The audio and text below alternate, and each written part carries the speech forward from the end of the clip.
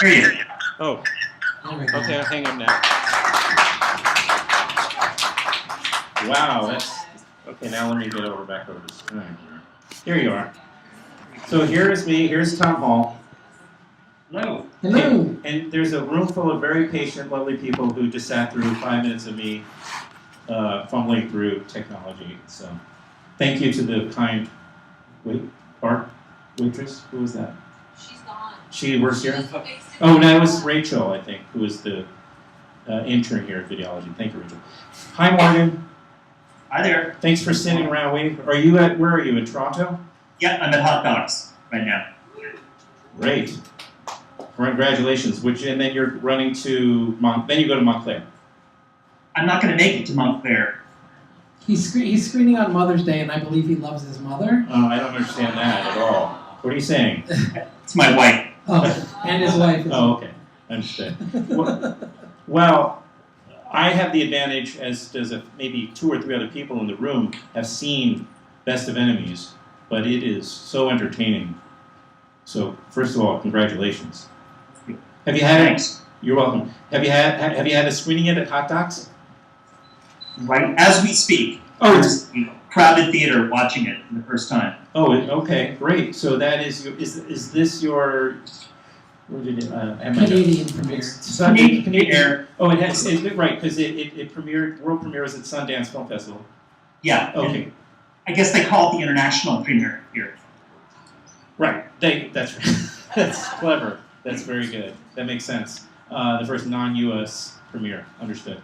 And it's about the relationship between the loving brotherly relationship between William F. Buckley and Gore Vidal.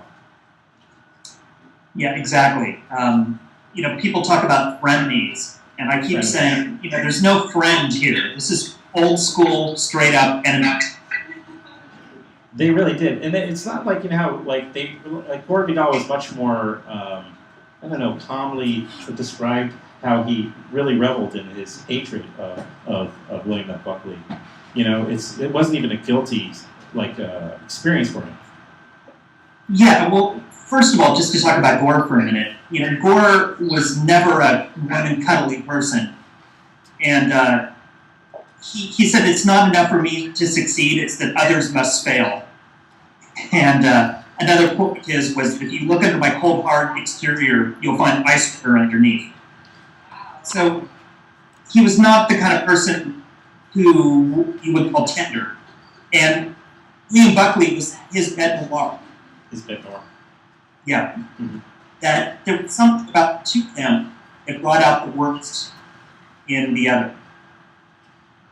And it's a psychological battle, in addition to being a political battle.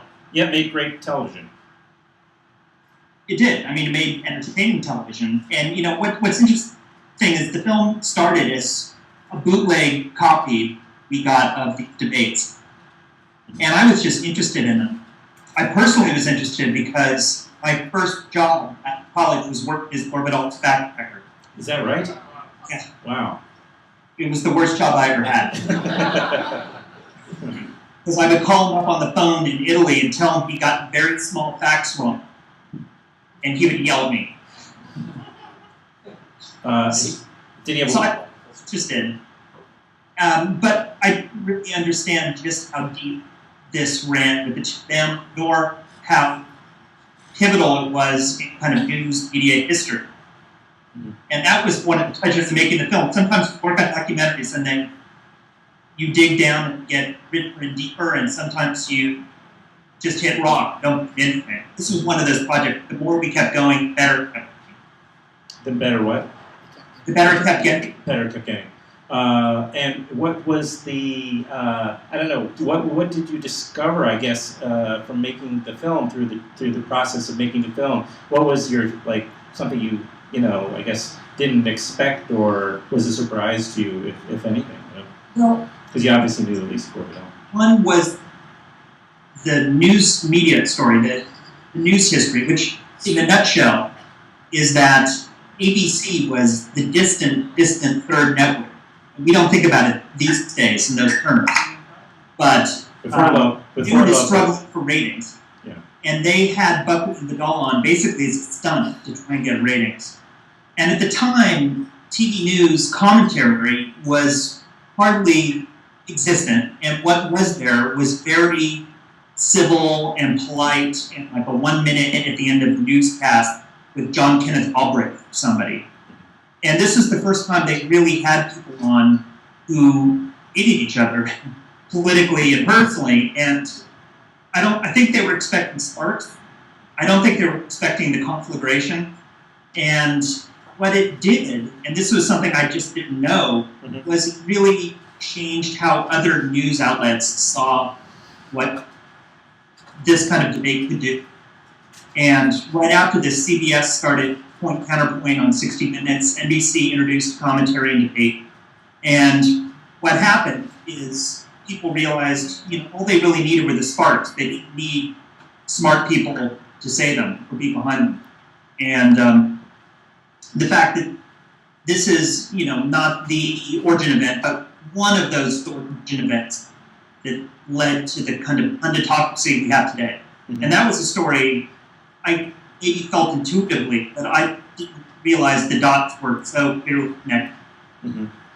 So it was a case where some TV executive thought, let's get on two guys kind of like pit bulls and like face them off and get some good ratings. I mean that of course now is tip. I mean, yeah. I mean at the time ABC couldn't afford to do gavel to gavel coverage because they needed to make money running Bewitched and Batman. So they had these guys on. They asked Buckley. They hired Buckley first and asked him if he would be willing to be the conservative commentator. He said yes. And would he be willing to debate a liberal? And he said, I'll debate anybody except for a communist or Gore Vidal. And of course, the next point he made was to Gore Vidal. The majority of the film is archived, of course. We see, I guess it's about an hour and a half, maybe, the film. And the majority of it, you do have lots of talking heads that knew these guys or were around and share their memories and anecdotes.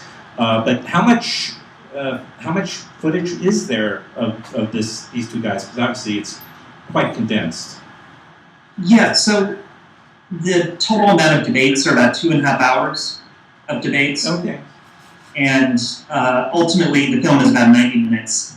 And it wasn't just the archive of the debates, but it was just the archive of the era. It's pretty much an archive doc. And, we just dug and dug. We made it over 5 years. So we had a lot of time to dig because we had no money to do anything else. So we just kept putting the word out. And over time, we kept finding nuggets and collecting them. And we had so many of those. I mean, it was great.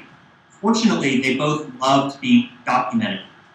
As Gore Vidal says, the two things you never turn down are sex and appearing on television. He was great with the clip. Yes. And William F. Buckley, he was kind of a lizard-like, kind of a creepy guy. But he seemed a little bit, surprisingly, toward the end of his time, he almost seems, at least contextually speaking, he seemed a little bit almost, a little bit apologetic, or he still seemed sorry that he lost his temper, which is sort of the how would you describe that moment of the film? It's, I guess, the apex of the film, or something like where... one of those questions is... where they lose their temper. So who won the debate? Yeah. And the second to last debate, Buckley and Vidal really get into. And Buckley had been goaded by Vidal the entire time and finally loses it and calls him a queer and threatens to punch him on camera. And this is after Gore's called him a crypto-Nazi. So this is the level of discourse. And people had trouble with the queer, not the crypto-Nazi. Now, at the time, crypto-Nazi was fine. That's fine, yeah. I'm not even sure what a crypto-Nazi is, but can only... It's the opposite of a proto-Nazi. Okay. And really, it wasn't the names as much as the fact that Buckley lost his cool. Yeah. He had had a TV show, Firing Line, for 33 years. And he was the king of cool in that show. he would toy with his guests. He was always in charge. And it was the one time in his life he lost control publicly. And he was deeply ashamed about it for his whole life. Right. I'll say that Buckley was one of those other revelations to me.